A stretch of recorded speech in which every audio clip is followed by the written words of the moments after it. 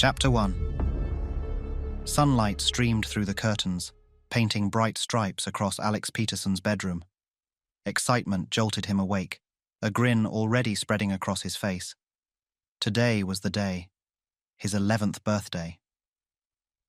Throwing off his galaxy print covers, Alex bounded out of bed, feet thumping on the worn hardwood floor as he raced downstairs. The aroma of pancakes wafted from the kitchen, making his stomach rumble. Alex burst into the room to find his dad sliding a pancake onto a plate. Morning, kiddo. Happy birthday," Mr. Peterson said, flashing a warm smile.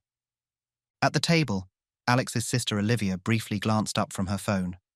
Well, if it isn't the birthday boy, at last," she said, nodding towards a shiny red gift bag in the middle of the table. "Is that for me?"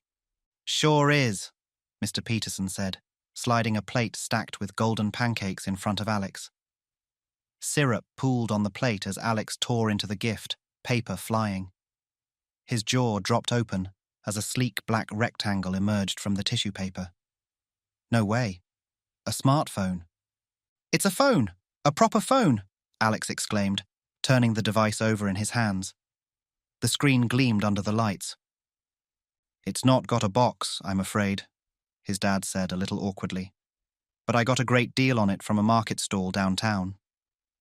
He untied his world's best dad apron and came to sit at the table. The guy selling them said it was still a good model. "Is it okay?" "You don't need to explain, Dad.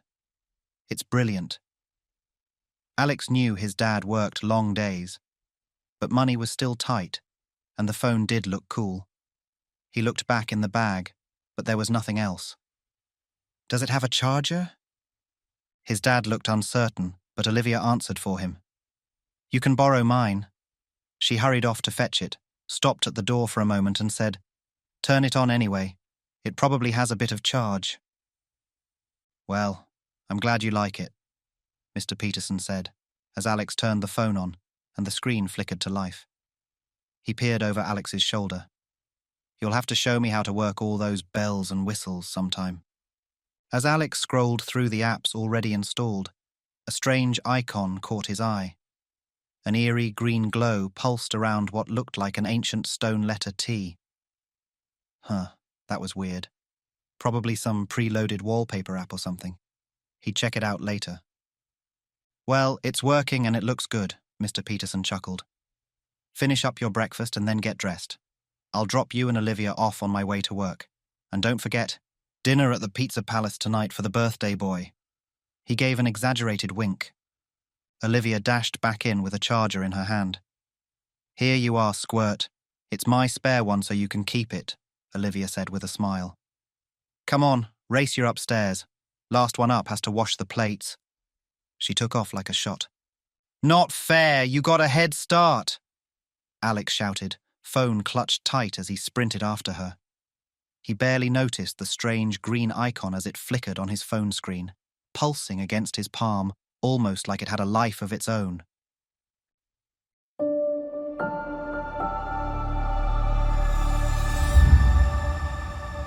Golden afternoon light slanted through the line of trees at the edge of the park as Alex bounded over to the benches, new phone in hand. His friend, Jaden, was already there, idly dragging his trainers through the wood chips. "Jay!" Alex called, waving the phone over his head. "Check this out!" Jaden's eyes widened as he caught sight of the shiny device. "Oh wow, is that the new Nexus model? It's more beautiful than the One Ring." He jumped off the bench to inspect it, holding it carefully. "With this, precious, we could rule them all." Alex chuckled at Jaden's Lord of the Rings references. "I don't know about ruling them all, but it's pretty sweet. My dad got it at some market downtown. But who cares, it's really fast. I've downloaded the Red Racers game and I'm already number 73 on the leaderboard." "Most impressive," Jaden replied gruffly, doing his best Darth Vader impression. He pulled out his own battered phone, an older model with a cracked screen. "I'm stuck with this relic. It belongs in a museum." "No worries. You can totally use mine," Alex said, clapping Jaden on the shoulder. "Come on, Let's go sit by the river and scope out all the killer features this baby's got. It'll be like we're the Avengers on a top-secret tech mission. The two boys sneaked through the undergrowth to their favorite spot, a grassy bank shaded by a gnarled oak tree. As Alex handed Jaden the phone, his fingers brushed the strange green icon. The screen flashed an unearthly emerald. Both boys yanked their hands back. Whoa! Did you see that? Weird is part of the job description around here, Jaden cried. Yeah, freaky. It did that this morning too. Probably just some dumb preloaded app though. Alex shrugged. Jaden turned the phone over and examined the back. The glow seemed to come from everywhere, not just the screen. Kind of like when Iron Man's suit powers up. It can't have, Alex said, frowning as he tried to remember. Let me see. Jaden passed the phone back and pointed at the odd T icon. Looks a bit like a Gallifreyan rune, don't you think? I tried tapping it, but nothing happened. Alex took the phone, his finger hovering over the icon. It seemed to pulse faintly, beckoning. He hesitated. Maybe it's just glitching out. We can Google it later. I want to see if this baby can handle Turbo Ninja Fighter first. I hear it has some wicked new avatar skins. As the digital mayhem of pixel warriors filled the screen, Alex quickly forgot about the strange icon still glimmering in the corner. After an animation-packed afternoon, the shadows began to lengthen and the breeze turned brisk. "Aw man, I got a jet," Jaden said, checking the time on his scuffed watch. "My little sis has ballet at 5. Catch you at school tomorrow?" "Okay. See you later," Alex called as Jaden pedaled off into the sunset on his bike, one trouser leg stuck in his neon sock as he swerved to avoid a startled squirrel. Alex looked down at his new phone, still amazed he finally had one to call his own. He couldn't wait to see what other awesome stuff it could do.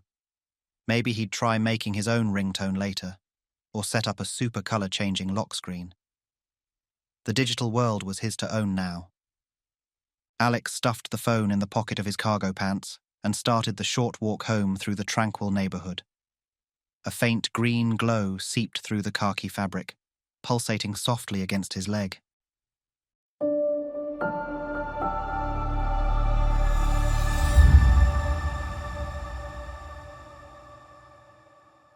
That night, teeth brushed and covers pulled up to his chin, Alex couldn't resist one last peek at his new phone before bed.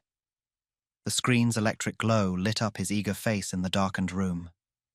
As his finger swiped past apps and settings, that weird green icon seemed to pulse, casting an unearthly light.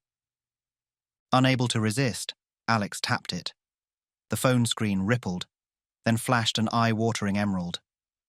With a yelp, he dropped the device onto his bed. It landed face up, the strange icon now pulsing steadily, almost hungrily, in the gloom. Heart pounding, Alex stared at the phone, half expecting it to levitate off the bed or start playing weird sounds. But after a long, tense minute, the screen faded back to normal. The icon sat there innocently, just another colorful square in a grid of apps. "Get it together, Alex," he told himself, blowing out a breath. "It's a phone, not a portal to the underworld." Still, as he reached out to shut it off, his hand trembled slightly. Placing the phone deliberately on his bedside table, Alex burrowed under his blankets and tried to slow his racing mind. It was just a tiny software glitch, had to be. Electronics acted weird all the time. No worries. He'd Google it in the morning, see if anyone else had the same issue with this model. Alex yawned. Sleep was sneaking up on him, muffling the last twinges of unease.